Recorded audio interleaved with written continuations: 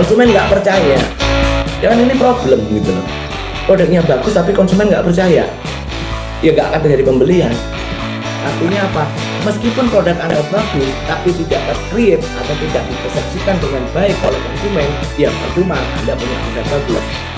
Meskipun value Anda luar biasa terhadap produk, tapi kalau tidak bisa berhasil dipersepsikan dengan baik oleh konsumen, ya percuma kita punya value.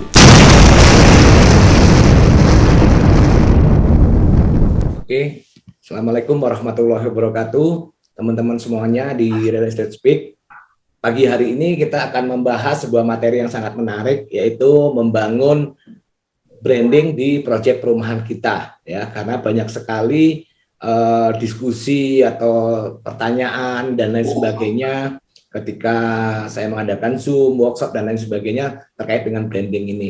Karena itu saya tertarik untuk mengangkat di tema pada pagi hari ini, teman-teman, yaitu membangun branding. Pagi ini kita akan membahas bagaimana membangun branding di proyek perumahan. Apa sih branding itu, gitu kan? Branding itu seperti apa, kayak gitu. Oke, yang pertama, apa itu branding? Ya, karena banyak sekali orang juga bingung juga gitu loh. Branding itu sebenarnya apa gitu ya. Jadi branding itu adalah sebuah aktivitas kita untuk membuat produk kita bisa di konsumen ya. Jadi branding itu sebenarnya bukan sekedar logo, teman-teman. Jadi bukan sekedar merek, juga bukan sekedar desain. Oke, saya lanjutkan ya. Ini sangat bagus banget ya. Jadi saya ingin memberikan pemahaman kepada teman-teman ya. Ini artinya adalah produk itu dibuat di pabrik ya, supaya teman-teman tahu nanti membangun branding itu sebenarnya kerjanya di mana sih gitu loh ya. Jadi supaya teman-teman tahu ya, bahwa kalau produk itu dibuat di pabrik, atau kalau di developer berarti produk itu dibuat oleh desain, dibuat oleh teknik, dibuat oleh sipil, dibuat tukang gambar, dibuat oleh kontraktor. Nah, itu produk memang dibuat di sana. Ya, jadi ketika kita melakukan aktivitas branding, itu jangan lupa, jangan hanya sekedar kita ngomong desain saja, bukan, teman-teman. Karena memang brand itu dibuat di pikiran siapa? Di pikiran konsumen. Ya, jadi quote ini sangat kena banget ya. Artinya apa? Meskipun produk Anda bagus, tapi tidak ter-create atau tidak dipersepsikan dengan baik oleh konsumen, ya percuma Anda punya produk bagus. Meskipun value Anda luar biasa terhadap produk, tetapi kalau tidak bisa berhasil dipersepsikan dengan baik oleh konsumen, ya percuma kita punya value. Nah, jadi ini juga penting. Mengapa sih kita harus melakukan yang namanya branding? Ya, kenapa kita harus melakukan branding? Salah satunya adalah yang pertama, lebih dikenal. Ya, saya kasih kata-kata lebih di situ. Ya. Saya kasih kata-kata lebih, bahwa branding itu tujuannya apa? Branding tujuannya adalah untuk lebih dikenal, terus untuk lebih dipercaya, gitu loh. Ya. Terus kita melakukan branding supaya apa? Supaya keluar dari kompetisi. Ya, kalau kita masih berkompetisi, ya branding kita kurang kuat berarti gitu. Ya. Dan branding itu bisa menjadikan produk menjual dirinya sendiri. Ini sangat luar biasa, teman-teman. Ya. Kalau memang sudah brandnya bagus, benar-benar unik, ya Anda bisa, produk itu akan bisa menjual produknya sendiri. Ya, jarang sekali orang atau developer atau teman-teman developer itu bekerja di ranah ini, di ranah branding. Padahal branding kalau sudah bagus, kalau sudah brandnya ini keluar ya, atau diterima oleh calon customer kita, maka produk kita itu sebenarnya bisa menjual dirinya sendiri. Ya. Kalau seperti itu kan kita enak, udah. Ya, apa Anda mau capek-capek terus mikirin selling, mikirin marketing, ya? Karena dengan branding posisi itu akan jadi lebih kuat, teman-teman. Ya. Terus mendapatkan loyalitas juga dari pelanggan. Ciri-ciri loyalitas pelanggan itu apa? Salah satunya adalah kalau ada customer Anda itu repeat, berarti mulai terbangun brandingnya. Ya, kalau ada pembeli yang beli di rumah Anda, terus suatu saat lagi dia punya duit beli, banyak duit beli, kayak gitu, dan ada beberapa orang yang lain, ya konsumen kita itu, existing user kita itu beli lagi, itu artinya brandnya sudah dapat, ya kurang lebih seperti itu. Oke. Ya, ini menarik ya, saya kasih ilustrasi. Ini ada tas, ya teman-teman. Ada tas yang harganya 200.000 ada, ya. Apakah ada yang beli tas 200.000? Ya banyak pasti, ya. Tas yang harganya 2 juta juga ada. Tas yang harganya 2 juta juga ada. Kan tas yang harganya 20 juta itu juga ada. Bayangkan itu sudah berapa kali lipat dari yang 200.000 tadi. Sudah 100 kali lipat. Bahkan ada tas yang harganya 200 juta, teman-teman. Ya. Kira-kira apa sih yang membedakan tas-tas ini tadi? Menurut teman-teman apa nih yang membedakan nih tas-tas ini?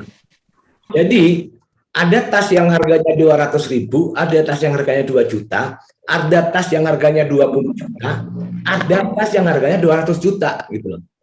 Ya. Menurut teman-teman apa yang membedakan tas-tas ini? Kalau fungsinya sama nggak sebenarnya? Sama. Fungsinya sama. Bahannya kira-kira jauh beda nggak? Beda, Coach. Mungkin berbeda ya. Tetapi kira-kira nih untuk bikin tas yang 200 juta ini, ya, untuk bikin tas yang 200 juta ini, itu kulitnya dari apa sih sampai bahannya segitu harganya? Apakah berbeda jauhkah dengan yang 200.000? Mungkin iya. Ya. Cuman kalau dari sisi harga produksinya, ya, mungkin 10 kali lipat, 20 kali lipat aja gitu loh. Maksud saya. Mungkin hanya anggaplah 100 kali lipat, tetapi harga bisa diangkat sampai 1000 kali lipat. Ya. Tadi apa? Ada yang tadi merek, benar, merek. Ya. Nah, kita nanti akan belajar kenapa merek bisa. Jadi gara-gara merek aja itu kita ngerasa pantas beli mahal, benar nggak? Jadi setiap produk itu bisa laku dan ada yang beli, teman-teman. Meskipun harganya beda-bedanya jauh seperti itu. Kuncinya di apa? Karena memang ada segmen, masing-masing segmen itu ada pembelinya. Masing-masing harga itu ada segmennya. Ya. Setiap produk itu ada pembelinya. Tinggal apakah pembeli kita merasa layak beli di produk kita. Makanya kita ngomong branding sekarang. Nanti kita akan diskusi dengan tanya jawab. Ya. Nah, pertanyaannya kan gini, terus bagaimana cara bangun brandingnya gitu ya? Bener nggak? Ya, bangun brandingnya gimana? Jadi gini teman-teman, ya di situ mungkin ada beberapa istilah-istilah baru yang teman-teman dapetin. Ya, ada brand blueprint, ada brand delivery, ada brand quality. Oke, saya jelaskan satu persatu. Brand blueprint itu apa? Brand blueprint adalah apa yang ingin perusahaan tampilkan. Misal produk Anda adalah katakan produk Anda adalah Graha Madinah misalkan, dan itu Anda produknya rumah kos. Oke, maka Anda ingin menampilkan bahwa saya berjualan produk rumah kos yang eksklusif misalkan. Jadi itu harus ditentukan. Namanya menentukannya dengan brand blueprint tadi. Nanti akan saya jelaskan teman-teman bagaimana kita membuat brand blueprint. Dari apa saja brand blueprint itu kita buat. Ya, ini saya kasih alurnya dulu. Ya. Yang kedua, sebelah kanan itu adalah brand equity. Brand equity itu apa? Brand equity itu adalah apa yang dirasakan atau dinilai oleh customer tentang produk Anda. Itu brand equity. Ya, contoh gampang tadi tas gitu. Ya. Misalkan Hermes atau Gucci atau Louis Vuitton gitu. Itu mereka mendefinisikan bahwa produknya bergengsi, bahannya bagus misalkan. Nah, maka apakah di mata konsumen persepsi itu sudah masuk gitu loh. Ya. Kalau sudah masuk artinya brand equity-nya terbangun. Proses membangun brandnya berhasil. Tetapi kalau yang tadi disampaikan oleh brand blueprint-nya adalah tas yang berkualitas, tas yang istilahnya membuat gengsinya orang naik gitu. Tetapi di mata konsumen tanyain, tas Gucci menurutmu gimana? Oh, mahal. Tas Hermes gimana? Mahal. Tas Louis Vuitton gimana? Mahal. Kalau yang dipersepsi oleh konsumen hanya mahal, artinya proses membangun brand ini belum berhasil. Karena yang ingin disampaikan oleh perusahaan bukan dia ngomong tasnya mahal, tapi tasnya bergengsi. Ya, hampir semua wanita deh, ya kayaknya kalau punya duit itu pengen beli, ya, pengen make, ya minimal punya satu lah yang harga tasnya 60 juta, 100 juta kayak gitu kan, kalau punya duit, ya. Jadi apa teman-teman di sini? Kalau teman-teman ngomong developer properti syariah yang amanah, maka di mata konsumen harus tertangkap seperti itu juga, ya. Saya ngomong soal produk langsung deh, misalkan. Ya, katakan Geraha Madinah lebih kepingin dikenal sebagai kawasan rumah kos yang eksklusif, maka di matanya konsumen juga harus terpersepsikan seperti itu. Ya, jangan sampai Anda kepingin menjadi rumah kos yang eksklusif, tapi di mata konsumen kok semrawut ya lingkungannya ya. Nah, itu kan nggak pas teman-teman. Itu kan jadinya nggak pas gitu loh. Ya, jadi bagaimana proses membangun brand ini? Maka ada yang di tengah itu proses transfer blueprint ke pikiran customer. Jadi brand blueprintnya apa, ya, terus ditangkap oleh customer seperti apa. Maka perlu ada aktivitas namanya brand delivery atau brand development, membangun brand, menyampaikan brand kayak gitu, ya. Jadi kalau mau disederhanakan, ya, brand blueprint itu kita bikin, terus divisualisasikan. Jadi ketika teman-teman membangun sebuah proyek yang ingin kelihatan eksklusif, maka buatlah konsep, buatlah desain, visualisasikan dengan desain, visualisasikan dengan membuat konten, ya. Untuk selanjutnya adalah dilakukan atau dikomunikasikan, teman-teman, ya. Setelah itu maka akan menjadi sebuah brand equity. Nah, brand equity yang diukur atau dievaluasi apakah konsumen ini sudah menerima bahwa produk kita itu sesuai dengan yang kita harapkan di mata mereka. Ya, ini proses membangun brandnya. Ya, jadi ini yang harus dipegang. Ya. Jadi teman-teman, ketika membangun brand blueprint, salah satu yang perlu dibangun di blueprint ini adalah target marketnya siapa. Jadi setiap membuat sebuah project, jangan Anda hanya berorientasi hanya kepada produknya. Produk Anda jadi terus Anda bingung, siapa ya yang mau beli? Bukan gitu.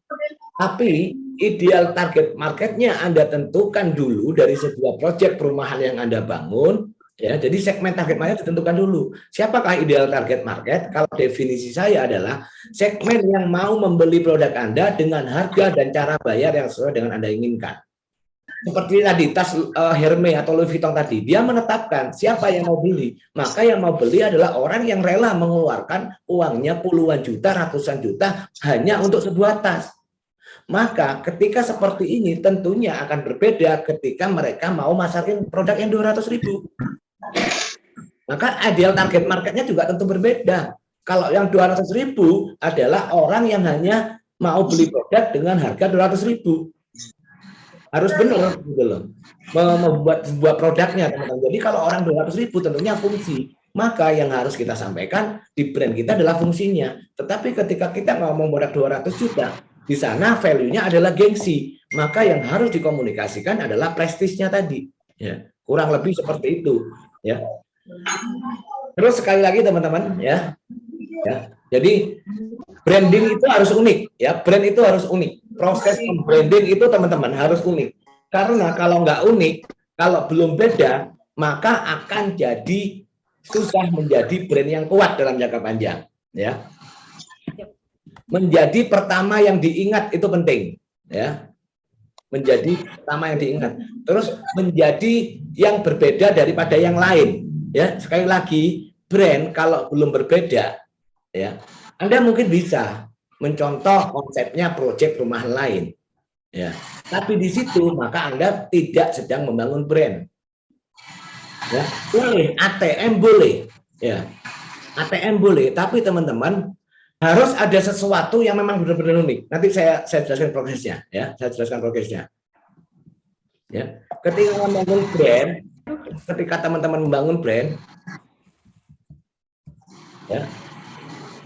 Jadi gini, branding itu yang pertama harus unik, terus yang kedua adalah ya harus dikomunikasikan value-nya. Ya. Jadi branding itu adalah proses mengkomunikasikan value. Kalau tadi Anda punya project mau ngomong eksklusif, lingkungannya nyaman, maka value-value ini harus dikomunikasikan. Tetapi sebelum mengkomunikasikan, karena banyak sekali teman-teman, oh ya aku mau branding, saya mulai mikir aktivitas branding gitu. Tiba-tiba aja vertical bannernya di mana-mana gitu. Terus ngiklannya di mana-mana. Digital marketingnya digenjot, digelontor duit, tapi mereka lupa, nggak ngerti apa yang mau dikomunikasikan. Ya. Kalau teman-teman nggak ngerti apa yang mau dikomunikasikan, bisa jadi dana yang digunakan oleh aktivitas branding tadi tidak tepat sasaran. Kenapa? Karena Anda nggak tahu apa yang dikomunikasikan. Anda mau komunikasikan, saya mau branding. Yang dilepas itu apa? Hot sale, diskon 100 juta. Hot sale. Misalkan promo ini, dapat umroh, dapat motor, dapat mobil. Ya, kayak gitu. Kalau seperti itu, teman-teman, itu artinya Anda itu dalam level promosi. Kalau hanya seperti itu, Anda hanya di level marketing. Anda sedang mencari orang datang sebanyak mungkin. Karena Anda nggak mengkomunikasikan value. Kecuali kalau value Anda memang harga murah, ya silakan Anda sosialisasikan terus itu diskon-diskon itu. Kalau Anda membranding diri Anda, developer yang suka kasih hadiah, ya silakan komunikasikan terus. Ya, karena banyak teman-teman ketika dapat ilmu, oh ya promosi iklan, branding, desain dan lain sebagainya, mereka lupa apa yang mau dikomunikasikan. Padahal yang harus dikomunikasikan adalah value, teman-teman. Jadi value itu penting, sesuatu yang penting yang memang harus Anda create gitu loh. Ya, seperti itu. Jadi kalau teman-teman nanti mau melakukan aktivitas branding, ya itu Anda harus tahu dulu value-nya apa, ya. Jadi jangan asal, oh ya branding, promosi, bikin vertical banner, pasang baliho, pasang billboard dan lain sebagainya, tetapi Anda nggak ngerti apa yang mau dikomunikasikan itu apa. Gitu loh. Kalau Anda situ, Anda akan boncos itu brandingnya. Ya, mungkin dari sisi marketing Anda dapat masih ada lead masuk, selling terjadi penjualan. Tetapi di konteks hari ini kita kan lagi ngomongin branding. Kenapa kita ngomongin branding? Karena tadi kita kepingin barang kita itu terjual lebih mudah kan gitu. Ceritanya kan gitu. Ya supaya harga 200 juta itu layak. Kita kepingin seperti tadi ini. Ya lebih dikenal, lebih dipercaya. Ya, Anda mau nggak Anda keluar jadi developer punya project yang udah nggak ada kompetitornya? Asik kan kalau kayak gitu? Ya, kenapa? Itu dilakukan dengan branding, teman-teman. Nanti saya jelaskan lagi. Ya, maka value apa yang harus dikomunikasikan? Lah, kalau ngomong value, teman-teman, mungkin saya tidak bisa banyak bicara di sini karena nanti per produk, per project akan berbeda, tetapi kurang lebih value itu bisa Anda create dari mana? Yang pertama Anda bisa create value itu, teman-teman, itu dari keinginannya pelanggan. Ya. Jadi value itu bisa Anda ambil dari apakah yang diinginkan pelanggan. Ya. Anda bisa gunakan yang ada di slide itu. Yang pertama adalah profil penjual. Maka profil penjual seperti apa yang diinginkan? Ya, Anda tulis nanti di sebelah kanannya. Oh ya, yang diinginkan adalah developer yang punya nama misalkan.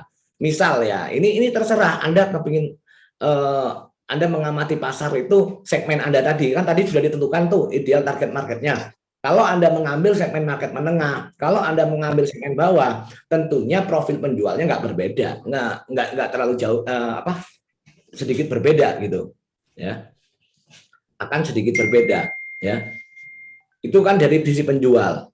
Apa yang diinginkan konsumen? Ini yang diinginkan konsumen, gitu loh. Produk seperti apa yang diinginkan konsumen? Ini produk yang diinginkan konsumen. Yang menarik, sesuai antara iklan yang produk ini serah terimakan, harga yang sesuai kemampuan, mungkin kalau ada memang seperti itu di segmennya, atau capital gain yang menarik. Terus informasi yang lengkap, ya. Informasi seperti apa yang diinginkan konsumen? Informasi ini kan gitu. Ya.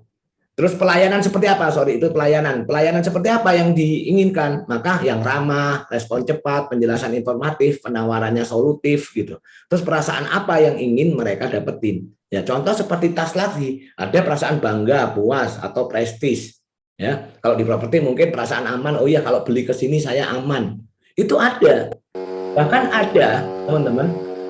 Jadi teman-teman, ada beberapa produk yang bagus sebenarnya dari sisi produk, ya, yang bagus dari sisi produk, namun konsumen nggak percaya.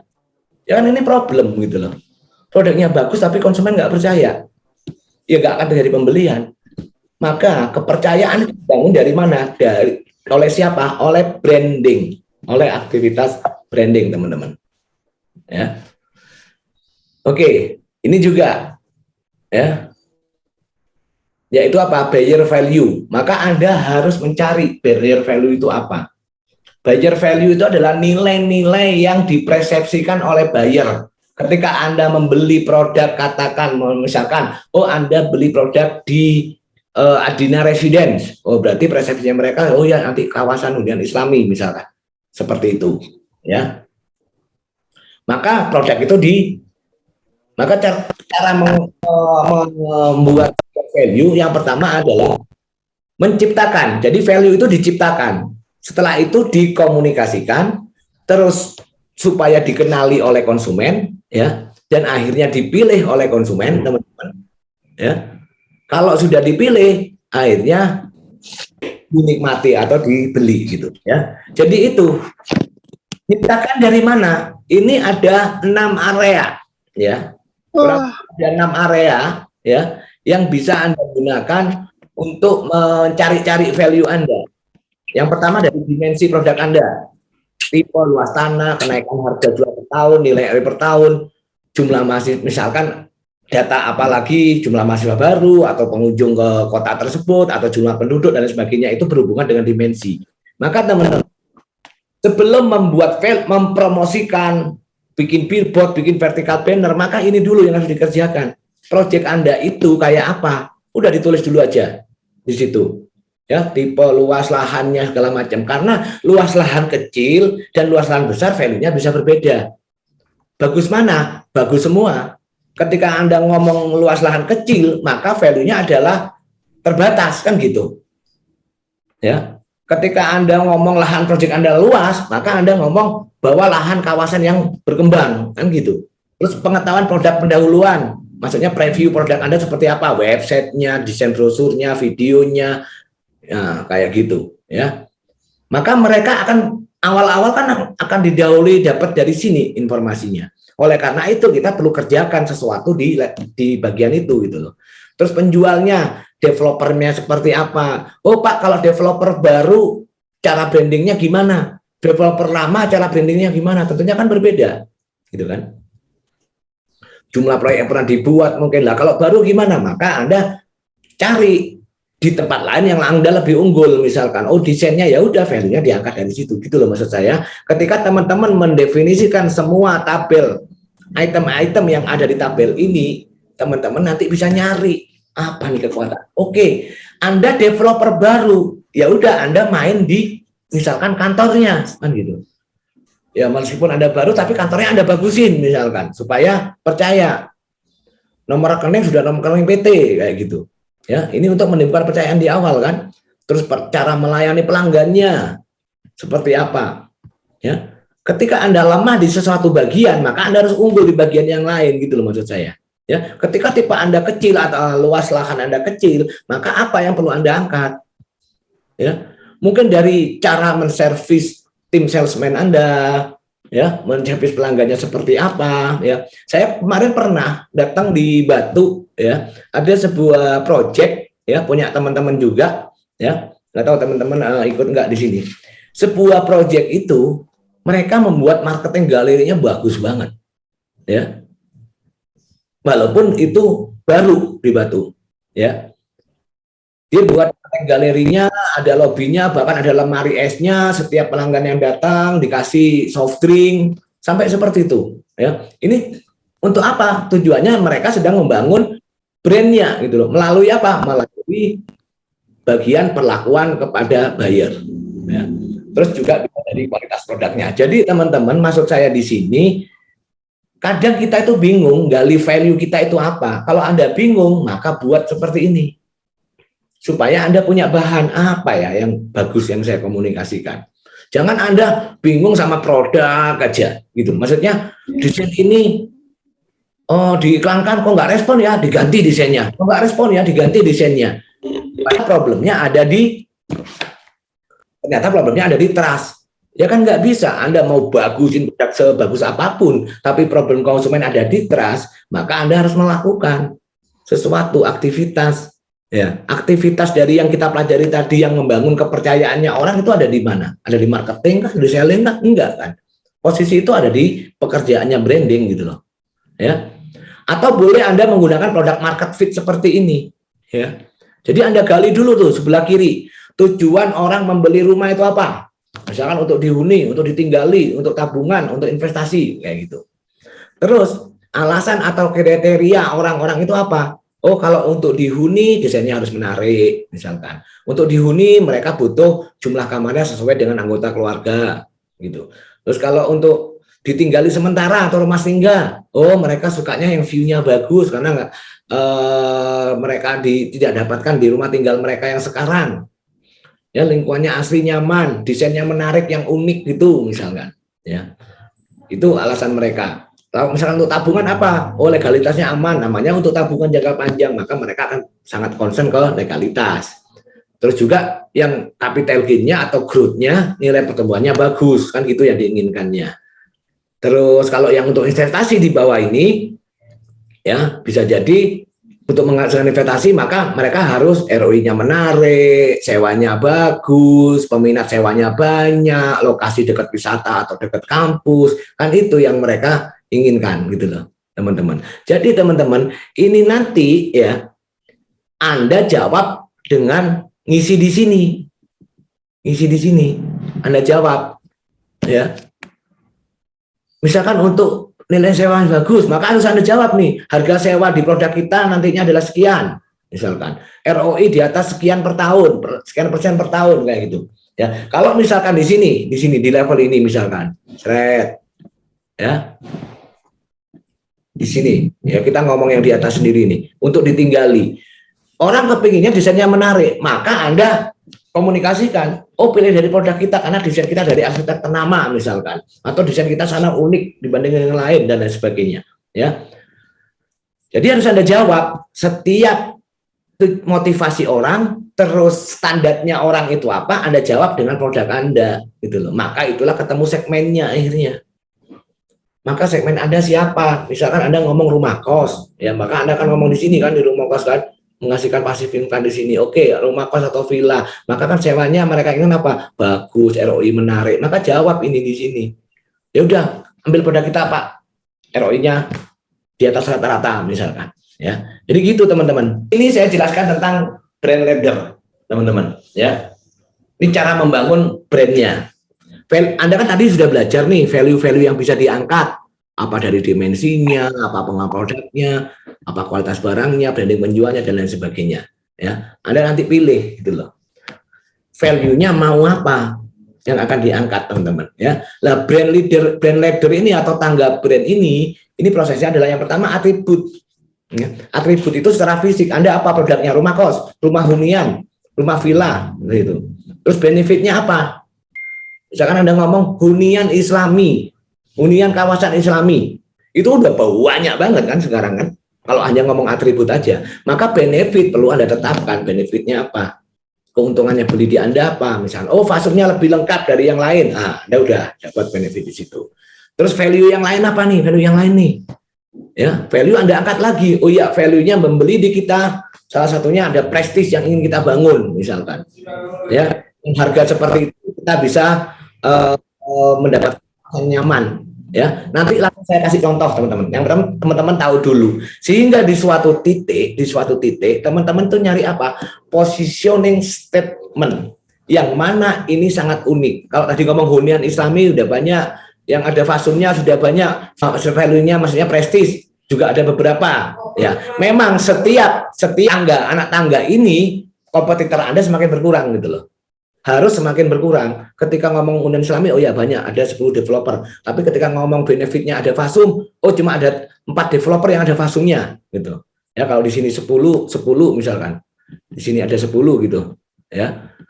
Ya di sini cuma 4 developer ternyata yang ada Fasumnya. Terus ada value lain lagi apa? Oh value lainnya adalah desainnya lebih menarik, view-nya bagus. Oh yang 4 developer tadi ternyata yang 2 view-nya kurang bagus, lokasinya di daerah kumuh misalkan, tapi Anda punya value lebih di situ. Oh, tinggal 2 developer. Sehingga sampai ini adalah satu-satunya Anda. Apa? Ya dicari ya, teman-teman. Di sini, ya. Jadi seperti itu. Ini contoh ya, contoh ya. Saya ngomong ke teman-teman, saya kasih contoh nih. Ini sebuah produk ya, produknya dari Primalen yang terbaru. Ya. Ini adalah Hirai Hills. Hirai Hills ini produknya adalah villa di Batu. Ya. Sekarang kita ngomong ini. Villa, berapa developer yang jualan villa di Batu? Oh, banyak. Bahkan perorangan, developer kecil itu jualan villa banyak banget di Batu. Maka ketika kita hanya ngomong atribut villa, kompetitornya masih banyak. Naik lagi ke atribut yang berikutnya namanya benefit. Apa benefitnya? Misalkan, oh iya, benefitnya villa ini bisa menghasilkan passive income yang lebih tinggi, kayak gitu, ya, dibanding tempat lain. Ya, Anda sudah mulai berkurang. Oh ya, itu villa itu kan mahal, harga villanya sekian miliar misalkan, atau ada yang belasan miliar, hasilnya dihitung sekian. Ya, saya punya produk yang cuman investasi di 1-2 M, oh hasilnya sekian. Nah, ini Anda sudah mulai naik sudah. Kompetisinya sudah mulai berkurang. Naik lagi apa ke value tadi. Ya, ini contoh apa yang dilakukan oleh Hirai Hills. Saya hanya bedah aja nih. Apa yang harus dilakukan Hirai Hills? Hirai Hills mengkomunikasikan bahwa dia jualan villa, teman-teman. Di situ Anda udah lihat konsep yang dibawa apa? Oh, Japanese. Ketika ngomong Japanese, ketika ngomong Japanese style, ya, Japanese villa itu sudah kompetisinya sudah kecil. Oh, enggak semua. Ada yang main Jawa style, ada yang main modern style, ada yang main imperialis. Ketika Hirai Hills ini mengambil posisi Jepang, ini mereka sudah naik. Maksudnya naik itu naik ke tangga berikutnya yang tingkat kompetisinya sudah lebih rendah. Mereka punya konsep, gitu loh. Konsepnya apa? Ini tadi prestisius Japanese villas in Batu. Ini loh, teman-teman yang harus ditemukan. Ini adalah yang artinya apa ini? Ini artinya positioning statement tadi yang diambil oleh Hirai Hills terhadap produknya apa? Villa yang lokasinya di Batu, berkonsep Jepang, segmennya yang prestisius atau menengah ke atas. Ya, jadi ini jelas clear banget yang dilakukan oleh Hirai Hills, gitu. Ya. Maka mereka akan membuat strateginya ke sana. Ya, kita coba bedah kasus ini. Ya, nah, apa kontennya yang mereka komunikasikan? Bring Japanese serenity into your life. Ya, bawa suasana atau apa ya, aura Jepang ke dalam kehidupan Anda. Maka komunikasinya apa ya? Gambarnya, desainnya, warna-warna Jepang kan, hitam, putih, merah, gitu. Ya.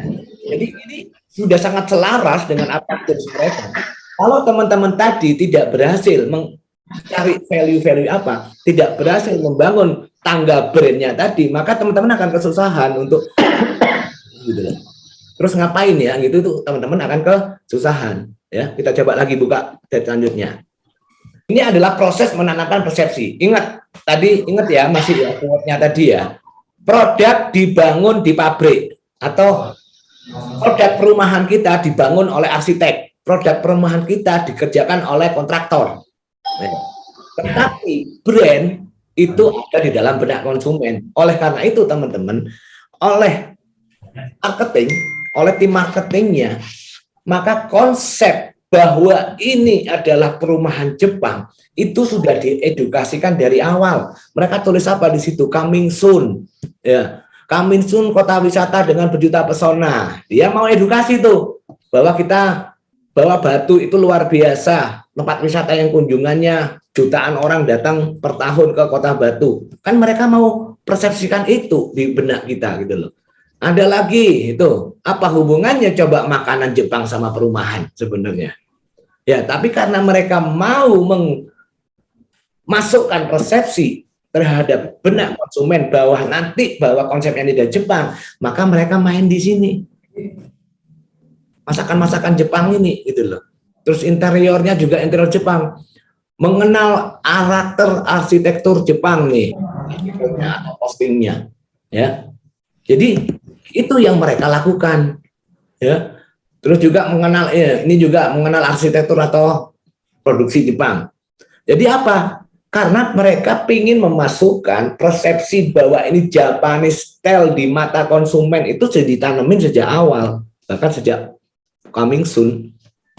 Ya. Ini juga nih, ini kontennya. Kita bahas satu proyek perumahan ini aja udah dapat banyak ilmunya, ya. Get extra passive income. Passive income. Ekstra, bukan hanya passive income. Apa nih sebenarnya yang mau disampaikan sama Hira Hills? Passive income. Ya karena tadi mereka mau lepas dari kompetisi yang masih banyak kompetitornya. Apa? Extra passive income. Ya udah. Apa ekstranya? Mereka wujudkan bahwa setiap pembeli villa di sana itu langsung dapat manajemen estate-nya. Sudah langsung dapat manajemen kelola villanya gitu loh. Semua sudah ada perjanjiannya, yang beli di sana dikelolakan kita, yang beli sana kelolakan kita. Sehingga ketika seperti itu pengelolaannya seragam, konsepnya jelas, akan lebih menarik. Sehingga mereka ngasih dulu, menanamkan ke benak konsumen ekstra pasif income. Ya kalau kamu punya villa mungkin bisa punya villa, tapi kalau nggak bisa ngelola, bisa cari yang penyewa, ya sama aja pasif income-nya cuma rata-rata gitu aja gitu loh. Maka dari konten, setiap aktivitas konten yang disampaikan oleh Hira Hills, oleh Primalen ini, teman-teman, mereka sudah tahu.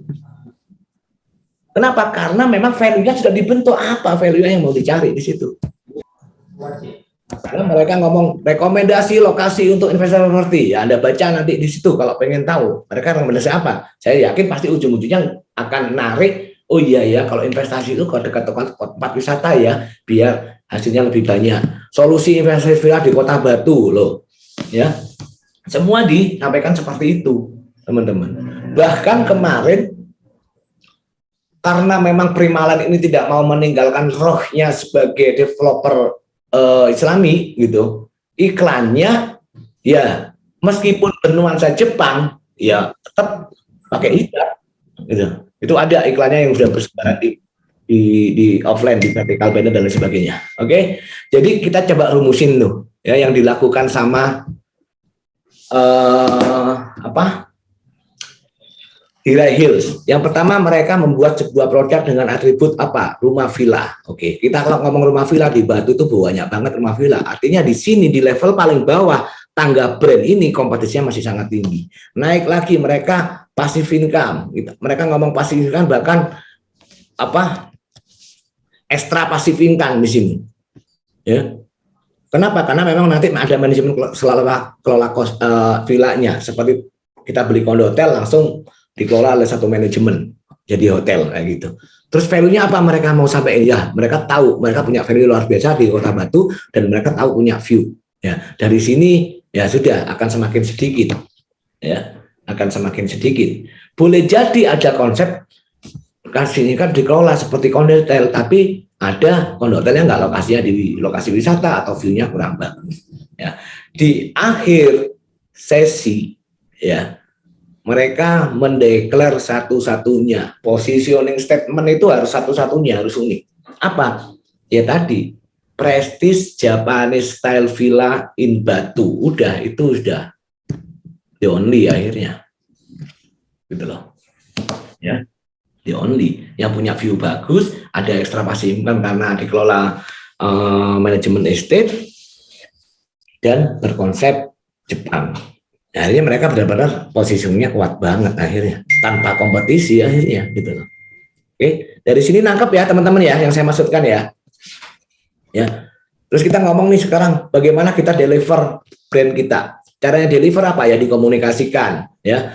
boleh caranya adalah menambahkan art grafik atau digital imaging dalam foto-foto produk yang ditampilkan. Jangan hanya Anda beriklan, mengkomunikasikan gambarnya, itu hanya sekedar gambar, udah, foto ditampilin. Ya, ini kan ada sentuhan-sentuhan artnya, gitu. Dikasih model, dikasih font yang bagus, desain, view, angle, dan lain sebagainya. Ya. Terus juga penampilan SDM dan marketing. Ini juga perlu, teman-teman. Ya. Terus ini juga melakukan aktivitas dengan mengadakan event serah terima kunjungan proyek. Ada namanya brand activation. Brand activation itu adalah aktivitas untuk mengenalkan brand ke pasar. Ini adalah brand activation, itu kegiatan-kegiatan untuk mengenalkan brand ke pasar. Boleh dengan event, boleh dengan kalau memang Union Islami pakai ada kajian, kalau misalkan nanti ada konsep makanan, konsep rumahan Jepang bisa ada istilahnya basar Jepang atau gimana seperti itu. Itu pernah dilakukan di Pakuwon lantai berapa itu ada khusus itu juga ada. Jadi itu yang bisa dilakukan teman-teman. Ya. Terus juga kalau ini contoh, Pak, lokasi saya belum tergarap, lokasi saya belum ada progres apa-apa, ya Anda bisa kasih banner penutup proyek untuk mengilustrasikan, visualisasikan seperti itu. Supaya apa? Supaya Anda itu mengenalkan artinya tujuannya bangun tadi kan bangun kepercayaan. Ini salah satu aktivitas yang bisa dilakukan juga, teman-teman. Oke. Salah satu aktivasi yang bisa dilakukan, teman-teman, aktivitas yang dilakukan adalah ya ini vertical banner dan lain sebagainya. Tapi ingat sekali lagi, ini nggak ngawur, masang kayak gini itu nggak ngawur, ini nggak ngawur, ini nggak ngawur. Semua itu ada goalsnya.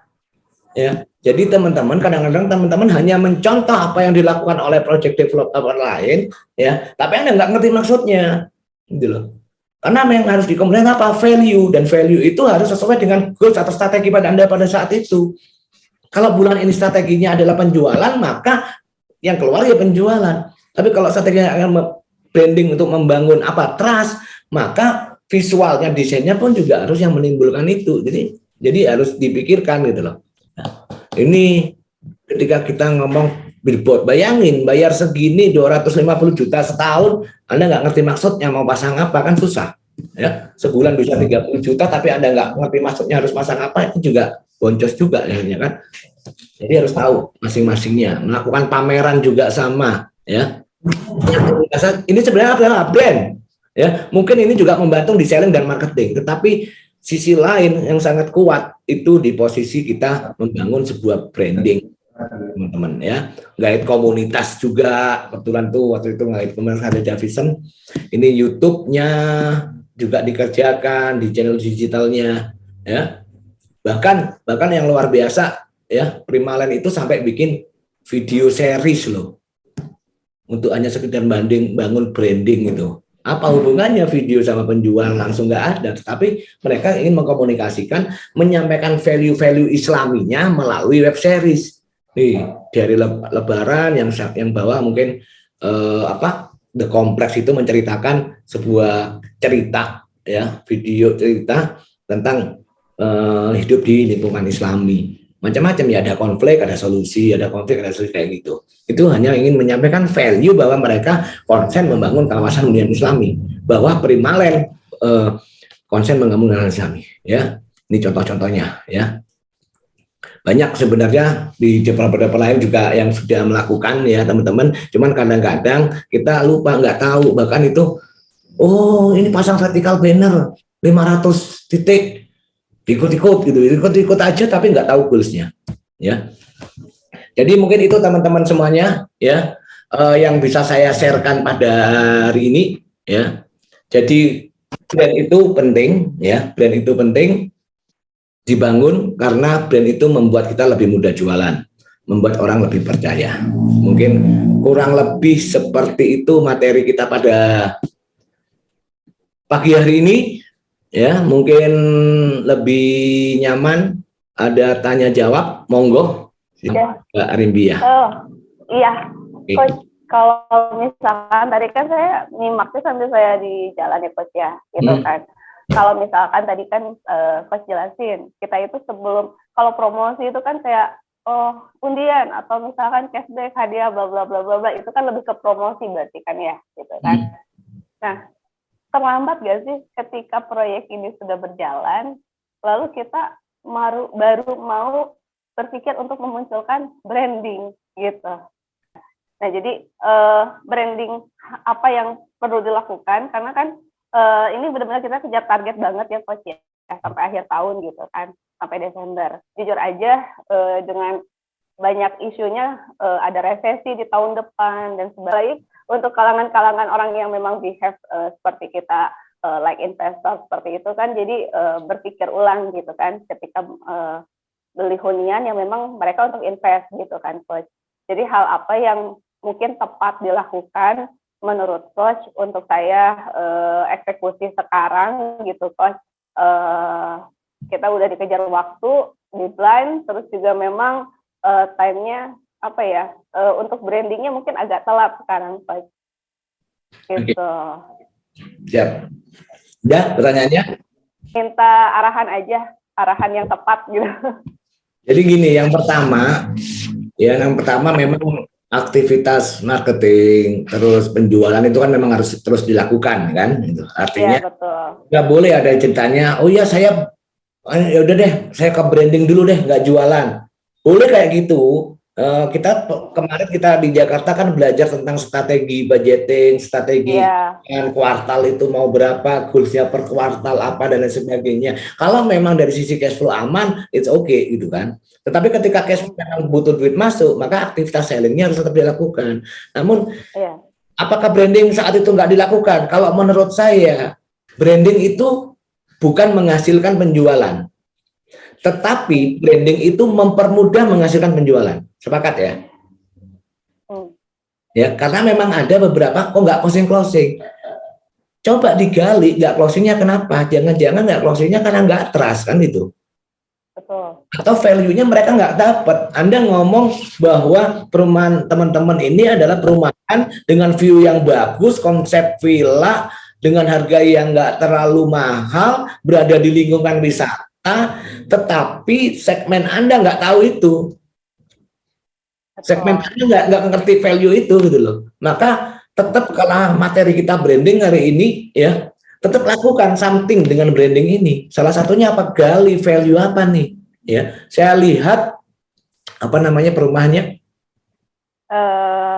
Saya ada 4 proyek sih. Salah satunya kalau yang kemarin dikenalkan itu kan La Palma ya.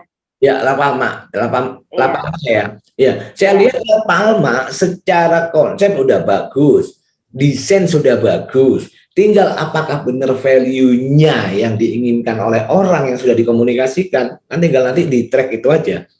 Value-nya apa sih? Gali. Seperti tadi, bikin brand leader, bikin tangga brandnya. Seperti Hira Hills tadi, sudah sampai di statement positioning yang dia ngomong, the prestige Japanese Villa in Batu. Ini benar-benar nggak ada kompetitor ketika ngomong kayak gini. Iya. Jadi kalau untuk value sendiri kan memang saya juga percaya diri ya Coach untuk lingkungan, terus juga memang jalan kita besar gitu kan. Nah, tapi memang permasalahannya memang kita secara fasum masih agak kurang Coach gitu ya. Fasum kita hanya ibaratnya sarana ibadah aja. Dan ya biasalah gitu kan, tanpa ada kolam renang atau apapun gitu kan. Jadi kita memang prestisnya dapat gitu ya. La Palma tuh harganya mahal gitu untuk skalanya Sukabumi gitu Coach. Saya memang untuk marketing tuh agak keteterannya karena untuk tipe-tipe kecil kita udah kehabisan. Sekarang itu memang kita rata-rata harus jual tanah yang di atas 170 ke atas gitu kan, yang sudah di jalan-jalan utama gitu kan. Saya juga memang lagi coba untuk mudah-mudahan bisa pengembangan ke yang tipe klaster yang baru. Tapi kan ini memang PR dulu nih Coach gitu kan. Dengan segmen saya ibaratnya memang di tengah-tengah saya ini saya dihajar ada 2 project Coach gitu kan, di bawah dan di atas. Yang dimana mereka itu ibaratnya laku keras karena segmen Sukabumi itu 300 juta sampai 500 juta masih masuk gitu. Sedangkan saya di tengah-tengah memang dapat prestis, value dan view yang bagus banget, tapi memang harga saya rata-rata antara 800 sampai 2M ke atas gitu kan. Jadi agak memang berpikir keras gitu sekarang gitu kan. Saya harus melakukan hal seperti apa ketika vertical banner saya udah dilakukan gitu kan. Saya juga lagi mengencangkan dari segi sosial media. Tadi kan coach bilang ketika kalau misalkan menggembor-gemborin hanya sekedar promo itu kan promosi. Saya melakukan apa lagi ya coach gitu, kira-kira hal yang tepat menurut coach biar tepat sasarannya gitu. Kalau kita melakukan branding lagi berarti kayaknya sudah terlambat banget gitu coach. Oke. Brand itu jangka panjang, ya. Brand itu jangka panjang. Saran saya membangun brand di posisi yang memang akan jangka panjang.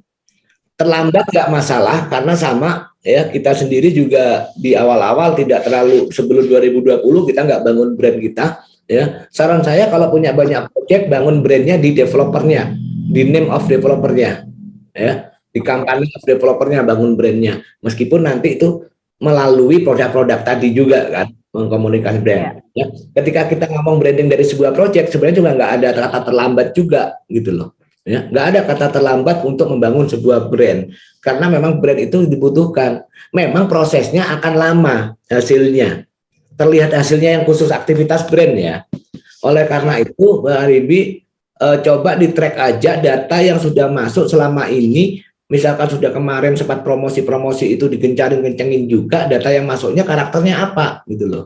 Nggak, transaksinya apakah nggak ketemu sama, segmennya nggak dapat terus, berarti kan titik-titik komunikasinya atau channel-channel yang ditembak yang salah katakan. Tapi Anda udah promosi harga 800 sampai 2M, ceret, yang datang kemampuannya cuma maksimal 700. Ya. Di satu sisi yang lain ada case juga, Anda sudah promosi kenceng, terus masuk data yang masuk, ketika digali kemampuannya mampu sebenarnya, tapi nggak beli. Iya. Ini ada dua case yang berbeda. Ini saya coba tes aja juga. Kira-kira masalahnya di mana? Kalau yang pertama masalahnya di mana? Kalau yang kedua masalahnya gimana? Ini yang dilakukan aktivitasnya sama. Anda promosi, bikin vertical banner, digencarin, sosial media kencengin. Yang case pertama, laporan yang pertama Anda dapetin gitu ya. Ini seandainya ada dua kejadian yang strateginya sama tapi hasilnya berbeda. Yang pertama mendatangkan lead, orang datang senang, suka nelpon segala macam, tapi begitu masuk ternyata mereka nggak mampu untuk beli 800 sampai 1,5M. Saya pikir produknya 600-500 jutaan, saya pikir 500 jutaan. Ini yang case kedua, datang masuk tuh, aktivitas promosinya, kegiatan marketingnya sama, tapi lead masuk datang ke situ, digali kemampuannya, mereka mampu, tetapi mereka juga nggak beli. Iya, jadi saya juga awal, jadi memang beberapa saya analisa dari awal, saya mungkin di vertical banner salah ketika misalkan saya kasih all in gitu kan, 10 juta misalkan gitu ya, tapi gambarnya 2 lantai, jadi persepsi orang tuh, wah 2 lantai 10 juta gitu kan, padahal yang 10 juta itu all in untuk tipe yang 1 lantai misalkan gitu kan. Nah terus angsuran juga, nah sekarang sih saya lebih benar-benar lebih kayak memang ke targetnya, angsuran memang kita 4 jutaan gitu loh gitu kan, angsuran 4 jutaan saya perjelas di vertical banner itu. Tapi saya kirim ke coach mungkin ya, saya japri bagusnya konsep untuk bannernya gitu kan. Saya bikin ada 2 rumah gitu kan, konsep yang 1 rumah memang harga mulai 300 jutaan, harga yang 2 lantai start 700 jutaan misalkan gitu kan. Tapi serba salahnya gini coach, kalau untuk pasar Sukabumi gitu ya, ketika kita memang bicara realistisnya seperti itu gitu ya, ternyata angsurannya 4 jutaan, jarang untuk orang untuk walk in. Tapi memang emang kita terselektif gitu ya coach ya, gitu kan. Tapi memang walk-in menurun drastis banget gitu kan. Yang walk-in sendiri sesuai target marketnya nggak akhirnya? Nah, booking sendiri juga ini kita booking misalkan gitu ya. Tapi ternyata secara perjalanan nggak nyampe untuk plafonnya coach. Oke, berarti masih ketemu di sini utamanya ya? Ya gitu, jadi memang ini bulan-bulan ini aja sih coach, saya agak memang kebingungan gitu, mikir keras banget harus pakai strategi apa lagi gitu. Yang jelas gini, di level leader marketing, CMO, manager itu akhirnya harus jangka panjang ya. Jangka jangka panjang. Mengalami sebuah kejadian di bulan ini. Tapi Anda harus plan tuh November, Desember mau ngapain. Bahkan tahun 2023 yang katanya resesi, yang katanya resesi, saya nggak tahu resesi atau enggak ya. Jadi, Oke, Coach. Jadi gitu, harus berpikirnya juga jangka panjang. Strategi, ingat ya di materi kita kemarin yang Jakarta, strategi itu kan ada bulan, ada yang 3 bulan, yang bulanan ya udah direview, lakukan direview apa. Tapi tetap planning nih, siapin untuk strategi bulan, 2 bulan ke depan, 3 bulan ke depan, 6 bulan ke depan ini harus apa? Harus disafetykan gitu loh. Ketika ngomong gitu, misalkan, oke, ya udah deh kita kalah nih di bulan ini, tapi 3 bulan lagi kita nggak boleh kalah. Ya misalkan, kalau akhir tahun ini ada sebuah traffic kunjungan yang lebih bagus, katakan ya udah prepare itu dari sekarang, dan brand itu di prepare-nya kan agak lama juga, nggak ada kata terlambat sebenarnya ngomong brand. Jadi kalau menurut Coach untuk salah satu kayak vertical banner tadi udah betul Coach, saya misalkan ya memang realistis aja, misalkan angsuran memang 4 juta ya saya tulis ya aja. Dan kadang-kadang segmen aslinya itu nggak harus dengan angka angsuran juga gitu kan maksud saya. Ya, saya ada beberapa desain itu yang desainnya sederhana banget, cuma nampilin dashboard mobil gitu-gitu kan. Secara nggak langsung saya sedang nyeleksi tuh dashboard mobil mewah sebagainya.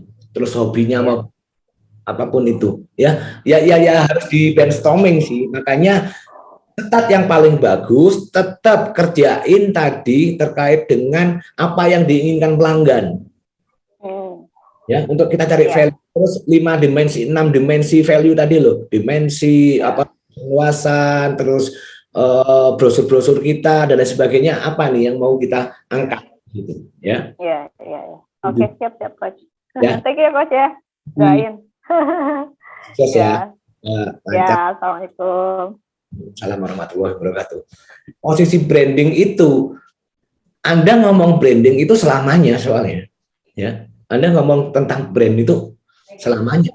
Orang ketika mikirnya instan, orang di yang karakternya atau typical selling itu akan malas untuk ya. Kenapa? Karena memang branding itu jangka panjang, gitu loh. Branding itu jangka panjang banget.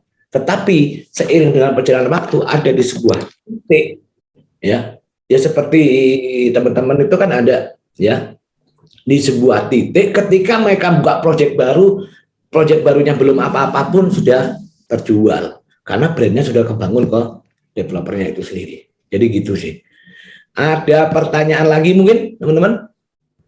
Saya boleh nanya Coach mungkin sedikit?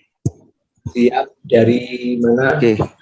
Saya Rian dari Malang. Mungkin Coach ini saya ingin sharing sedikit aja dan mungkin ada sedikit dari Coach Nuri. Jadi gini, secara branding apa yang kami lakukan itu alhamdulillah sudah cukup lancar ya, karena memang kita membangun branding cukup lama. Branding yang tayang di online maupun offline sudah ada. Cuman problemnya adalah ketika branding itu tadi cukup membuat orang tertarik dan mendatangkan leads buat kami pada saat di lahan. Nah ini saya sedikit ceritakan juga bahwasannya lahan kami memang kondisinya masih bahasanya sedikit ala kadarnya lah, bahasa seperti itu, yang memang jauh dari perkotaan. Progres lahan juga masih belum ada, jalan juga masih kecil, walaupun nantinya ke depannya itu akan jadi tempat wisata yang ramai, karena kita konsepnya tempat wisata. Sedikit info juga, bukan hunian, dan saya bisa sering jelaskan ke konsumen juga, memang belum ada konsep seperti kami. Jadi investasi lahan di dalam kawasan wisata. Seperti mungkin kalau pernah ada di Kabupaten Bandung itu Cicalengka, namanya Cicalengka Dreamland, kalau di kami namanya Malang Dreamland. Jadi kita jualan tanah di dalam tempat wisata, investasi. Termasuk kita kemarin rilis produk glamping, karena kemarin analisa dari direksi kami adalah adanya kejenuhan pasar, sehingga kita coba rilis produk baru. Cuman masih belum berdampak juga, dan buyer selalu menyampaikan atau user selalu menyampaikan bahwasanya ya kekurangan kami lah, baik itu dari segi lahan, jalan, dan segala macam seperti itu. Kekurangannya yang pernah terlontarkan atau tersampaikan oleh user apa aja? Boleh saya sampaikan secara teknis ya? Kita jual glamping harga 390 juta. Legalitas yang diterima adalah AJB saja, seperti masih AJB dan surat tanah literasi. Ada yang mempertanyakan kok nggak SHM mas, harga segitu nggak dapat SHM, ya saya nggak mau. Dan juga harga segitu kita di Surabaya sudah dapat apartemen dan segala macam. Harga segitu jalannya sampean masih 3,5 meter geronjal-geronjal, kita nggak mau seperti itu. Dan itu belum ada bangunannya juga glampingnya, terus saya harus lihat apa? Padahal di 2021 coach, kita start jualan 2021 dengan produk yang baru ini belum muncul, kita jualan tanah kebun, tanah villa dan tanah kafe. Itu penjualan cukup masif. Jadi kita hampir sold out di lokasi yang sama. Di awal tahun 2021 sampai di lokasi yang sama. Di lokasi yang sama. Jadi ada perubahan pola ini. 2021 kita jualan karena memang nggak ada konsep seperti ini, invest tanah di dalam tempat wisata, makanya orang mau-mau aja jualan. Tapi kok 3 bulan terakhir ini menurun drastis. Apakah memang ini dampak dari adanya, jika memang ada resesi di depan mata, kita berjualannya harus dengan pola seperti apa? Ataukah memang ada hal lain? Terima kasih, Coach. Oke, saya tangkap artinya seperti ini, teman-teman. Tadi saya ngambil sebuah pertanyaan dari Mas Rian. Salah satunya adalah kendala user. Oke, usernya, harga sekian, dapat sekian, harga ini, cuman dapat legalitas seperti ini, kayak gitu kan. Artinya gini, kendala user ini akan ada faktor yang menyebabkan. Terlepas dia itu belum percaya atau sudah percaya sebenarnya, ya, itu bisa jadi menjadi faktor, ya, sehingga yang ditanyakan adalah legalitas. Ya, ketika ngomong 390 juta, saya 390 juta cuma dapat glamping, misalkan bilang statementnya seperti itu. Maka tugas teman-teman sebenarnya cari value-nya. Glamping itu kenapa? Value-nya itu apa? Value yang diinginkan konsumen itu apa? Kita ngomong deh, glamping ini kan nanti disewakan juga, bener ya? Dan penghasilannya dari yang membeli glamping ini dari orang yang menyewa. Maka teman-teman harus mendefinisikan, mendeklar dengan clear value-nya apa di situ. Seperti tadi yang dilakukan oleh Hireh Hills. Hireh Hills sudah tahu nanti akan disewa berapa, itu ada hitungannya, ya. Akan disewa berapa nih pasarnya nih, per unitnya berapa, glamping tadi per unitnya mau disewa berapa per malamnya. Maka ini juga harus di-clearkan gitu loh. Maksudnya sudah dipikirkan. Kenapa? Karena inilah yang akan kita bawa ke calon pembeli kita. Anda tadi bilang bahwa ini adalah investasi coupling di tempat wisata. Ya, Anda menyuguhi sebuah konsep tempat wisata yang bisa dimiliki oleh semua orang, kan gitu berarti. Artinya apa? Orang pembeli di coupling Anda, teman-teman, di Dreamland, ya, di Dreamland Malang, orang ingin beli, otomatis salah satunya ingin mendapatkan passive income. Ya, maka angka itu yang harusnya muncul. Itu kan value. Seperti saya tadi bilang, tujuannya orang beli apa? Investasi. Berarti kalau orang beli di Dreamland Malang, orang tujuannya pasti investasi.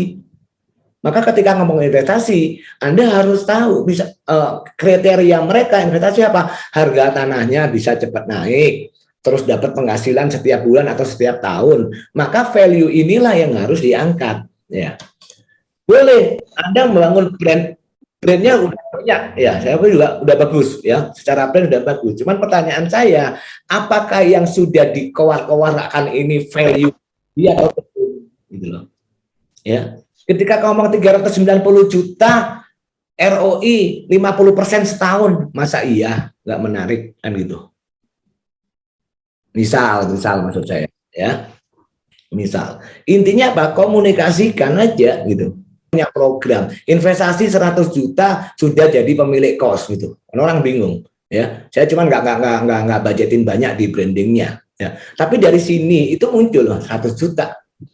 100 juta sudah punya kos, gimana caranya gitu. Ya udah. Ya saya mencari orang yang tipikalnya adalah dia punya uang lebih yang daripada ditaruh di bank. Karena saya sudah jelas segmennya, makanya apa? Pertama yang perlu dilakukan terhadap sebuah proyek, tentukan dulu segmennya mau siapa. Kalau segmennya orang yang kepingin wisata, ya apa iya dia harus beli, kan gitu. Kalau segmennya seorang investor, apa iya juga dia akan mempertanyakan legalitas, maksudnya dapat AJB dan lain sebagainya. Selama itu trust sama Anda, tipikal investor hanya hitung hasilnya kok gitu. Serius, ya. Ya bayangin berapa banyak tuh produk investasi di luaran yang nggak ada underlying-nya. Ini masih ada underlying-nya lahan. Berapa banyak produk investasi di luar, ya. Ya, artinya apa? Ketika segmennya sudah clear, maka segmen saya tadi apa? Orang yang daripada duitnya di bank, nganggur segala macam, ya. Saya tawari produk itu ROI-nya itu kurang lebih sekitar 37% setiap tahun dia dapetin. Sama dengan Malang Dreamland. Siapa yang mau ketika angka itu teman-teman bisa sajikan dengan sebuah value bahwa yang namanya investor, maka value yang diminta apa sih? Ya kenaikan harga tanahnya, valuasi harga tanahnya naiknya, sama kira-kira ini yang nyewa siapa. Maka kita harus bisa menyajikan sebuah konsepnya itu, roadmap-nya jelas gitu loh. Ya, roadmap-nya jelas itu artinya gini. Oke, Malang Dreamland konsepnya apa? Kawasan wisata Islami terbesar di Jawa Timur misalkan. Oke, apa aja yang akan ada di sana? Itu juga kan harus dikomunikasikan. Terus dapatnya berapa? Kenaikan per tahun diperkirakan berapa? Ya udah Anda analisa, dihitung, itu pasti bisa hitungnya ya. Karena memang ada riset yang bisa melakukan itu, ya tinggal komunikasinya. Jadi branding itu bukan sekedar nge-brand name-nya.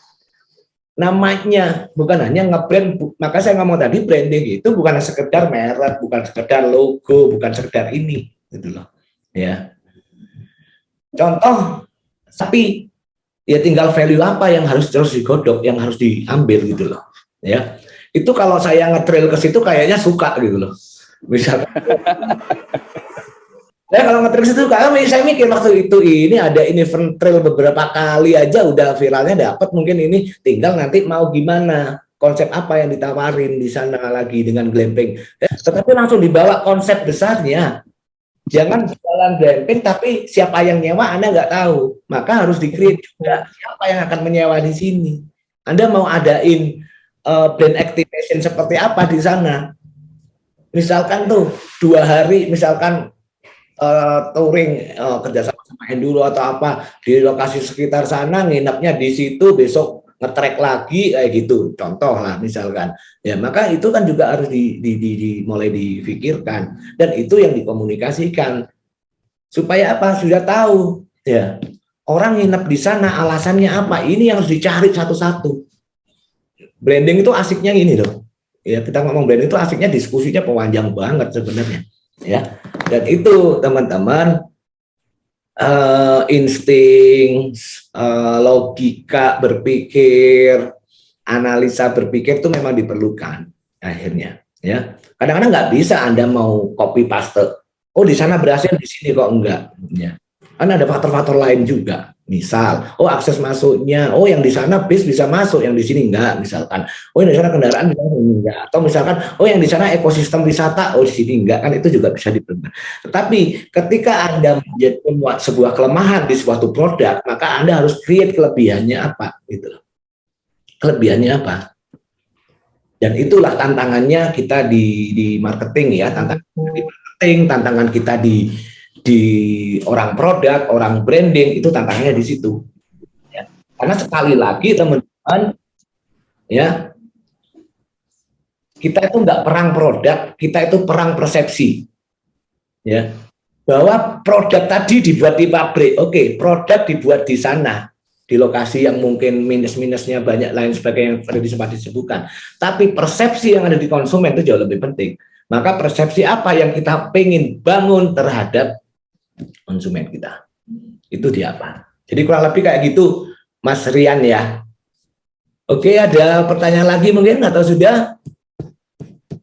Oh ya, kalau nggak ada pertanyaan teman-teman, jadi branding adalah sebuah proses penting, tapi sekali lagi ya jangan sampai ini gini ya. Makanya saya ngomong ke leader marketing, ke manajemen marketing ya, kita diskusi lah ya. Kita akan menghadapi tahun 2023. Kita nggak ngerti di tahun depan itu seperti apa ya. Tetapi semuanya itu saya ngomong gini deh, kapan sih kita nggak pernah apakah resesi ini hanya akan terjadi besok aja sih? Sebelum-sebelumnya juga sudah pernah resesi kan gitu.